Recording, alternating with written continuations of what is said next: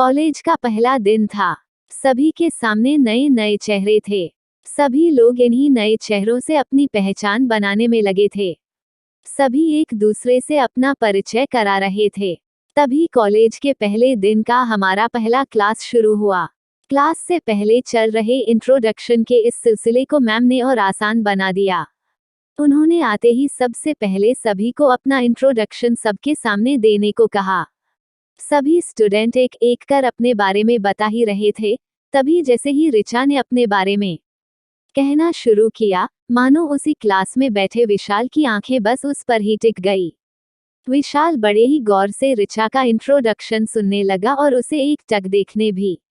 ऋचा के बैठ जाने के बाद भी अब विशाल की नजरें तो बस ऋचा पर ही टिकी रह गई। कॉलेज के दूसरे दिन भी जैसे ही विशाल कॉलेज आया, उसकी निगाहें तो मानो बस ऋचा को ही ढूंढ रही हो। विशाल ने ऋचा से किसी भी तरह किसी भी बहाने से बात करने की बहुत कोशिश की, लेकिन उसे ये मौका ही नहीं मिल पाया। ये सिलसिला काफी दिनों तक चलता रहा।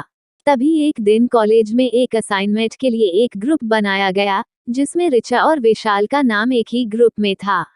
ये सुन विशाल बहुत खुश हो गया। आखिर अब उसे ऋचा से दोस्ती करने का मौका जो मिल गया और वो इस मौके को किसी भी हाल में गंवाना नहीं चाहता था। और हुआ भी ऐसा ही। साथ असाइनमेंट बनाते हुए ऋचा और विशाल में बातचीत शुरू हुई और फिर देखते ही देखते दोस्ती भी हो गई। समय के साथ साथ अब ऋचा और विशाल काफी अच्छे दोस्त बन चुके थे। लेकिन ऋचा और विशाल की दोस्ती धीरे धीरे कुछ ज्यादा ही बढ़ने लगी। फिर एक दिन मौका देखकर विशाल ने ऋचा को प्रपोज कर दिया। ऋचा भी विशाल को मना नहीं कर पाई, क्योंकि कहीं ना कहीं उसके दिल में भी विशाल के लिए प्यार वाली फीलिंग आ चुकी थी। अब दोनों दोस्त के साथ साथ लवर्स भी बन चुके थे, इसलिए कॉलेज के बाद भी दोनों का मिलना जुलना जारी रहा। अब तो पूरे क्लास को भी ऋचा और विशाल की लव स्टोरी के बारे में मालूम हो गया था। विशाल हमेशा ऋचा को महंगे महंगे गिफ्ट देता और ऋचा भी प्रोजेक्ट बनाने में विशाल की हेल्प करती। सभी कहते कि ऋचा और विशाल एक दूसरे के लिए ही बने हैं, यानी कि ये परफेक्ट कपल हैं। ऋचा भी हमेशा विशाल से शादी के लिए पूछती थी, तो विशाल हमेशा ऋचा को भरोसा दिलाता कि अब वो उसके बिना नहीं जी सकता।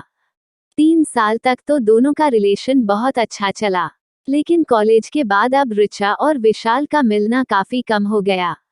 ऋचा के फोन करने पर भी विशाल ठीक से उससे बात नहीं करता। वो कहता कि वो अपने पापा के बिजनेस में ध्यान दे रहा है। हालांकि ऋचा ने अपने घर में भी विशाल के बारे में सब कुछ बताया था, इसलिए उसके घर वाले भी अब उस पर विशाल से शादी का दबाव बनाने लगा। लेकिन अब ऋचा अपने घर वालों को भी कोई जवाब नहीं दे पा रही थी।